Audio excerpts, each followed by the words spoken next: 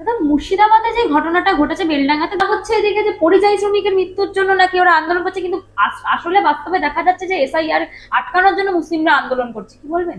এখানকার পুলিশ তো নপুংসক পুলিশ, চাপকে সোজা করে দিতে হতো। এটা উত্তরপ্রদেশ হতো, আসাম হতো, পুলিশ দেখাতো কত ধানে কত চাল, মেরে চামড়া গুটিয়ে দিত। আর এই শওকত আলী না কি বললেন আপনি, শওকত আলী, তার তার তার বিরুদ্ধে কঠোর অ্যাকশন নেওয়া উচিত, এবং তার সোশ্যাল মিডিয়া হ্যান্ডেল থেকে কিভাবে মুসলিম সমাজকে উস্কে দেওয়া হচ্ছে সেটা খতিয়ে দেখা উচিত। এবং এভাবে তো উনি মুসলিম সমাজকে উস্কে দিয়েছে, কিন্তু হিন্দু সমাজ উস্কাচ্ছে না কেন, এটাও আমার প্রশ্ন।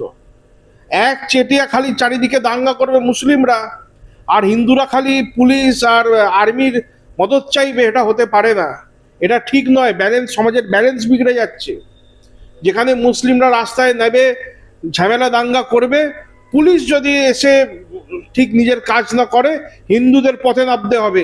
এর কোনো শর্টকাট নেই, তার ব্যবস্থা হিন্দুদের করতে হবে। বেলডাঙ্গায় যখন একটি মহিলা সাংবাদিককে অত্যাচার করা হচ্ছিল, মাটিতে ফেলে পেটানো হচ্ছিল, তখন পুলিশ দেখুন, পশ্চিমবঙ্গের পুলিশ, তার মধ্যে কলকাতা পুলিশও পড়ে, এর থেকে বেশি আর আশা করা যাবে না। তার কারণ এরা বিক্রি হয়ে গেছে, এরা করাপ্টেড, এদের কোনো মেরুদণ্ড নেই, এরা নির্লজ্জ, এরা মানে আমার কাছে ভাষা নেই, যেই ভাষা আছে সেটা আমি সোশ্যাল মিডিয়াতে বলতে পারবো না। তাই জন্য এদের থেকে সাধারণ মানুষ, যারা হিন্দু বিশেষ করে, কিচ্ছু এদের থেকে আশা করবেন না। নিজেদের ব্যবস্থা নিজেরা করুন। সমস্ত হিন্দু সমাজ, হিন্দু মানুষ আপনারা এক হয়ে ভোট দেবেন, এবং ভোটটাকে, ইলেকশনটাকে একটা আন্দোলন হিসাবে নেবেন, এবং নিজের বুথে গিয়ে সকাল সকাল ভোট দেবেন। তার কারণ এখানকার পুলিশদের করাপ্টেড, কিংবা দু নম্বরই করে দিয়েছে। আগে সিপিএম ছিল, এখন এই মমতার সরকার করে দিয়েছে।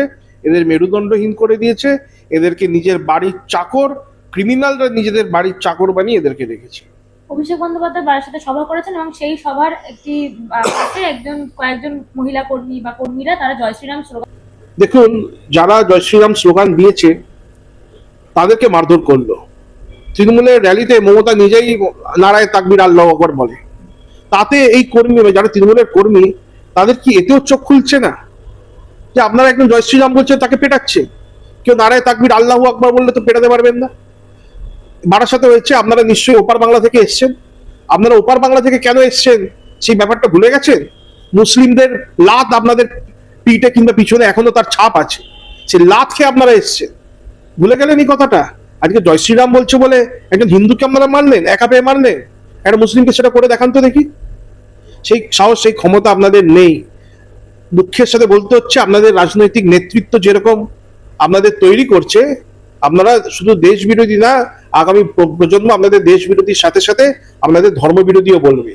অতএব ছোট লোভ ছেড়ে নিজেদের ভবিষ্যৎ প্রজন্মর কথা ভেবে তাদেরকে একটা সুরক্ষিত এবং সম্মানের সাথে থাকবার ব্যবস্থা ভারতবর্ষ যেতে আপনারা দিতে পারেন, সেই ভাবনা চিন্তা করুন। এরকম তৃণমূলের নেতাদের চটি এবং পা চেটে বেশি দিন চলা যাবে না। আপনাদের নেতাদের হাতে যদি আর এই রাজ্য বেশি দিন থাকে, অলরেডি অর্ধেক বাংলাদেশ হয়ে গেছে, পুরোটা বাংলাদেশ হয়ে যাবে। তখন জয় শ্রীরামের জন্য আপনাকে কাউকে মারতে হবে না, আপনাদেরই পিটিয়ে আল্লাহু আকবার বলাবে।